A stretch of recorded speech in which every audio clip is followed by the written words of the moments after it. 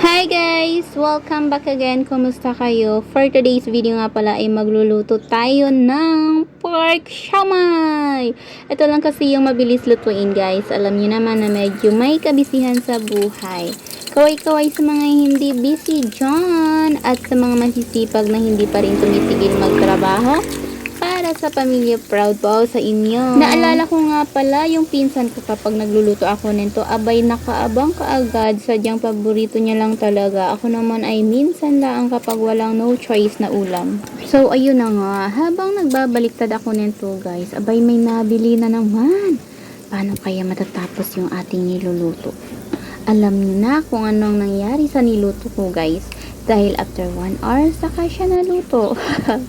Uy, akala nyo nasunog na naman, no? Napaisip nga ako diyan ang gagawin kong sausawan. Wala din naman akong choice kundi chili mansi pa din. Perfect combination din kasi ito kapag ito ang ginawa. Parang ikaw lang. Haha, charis, joke lang. So hanggang dito na lang muna.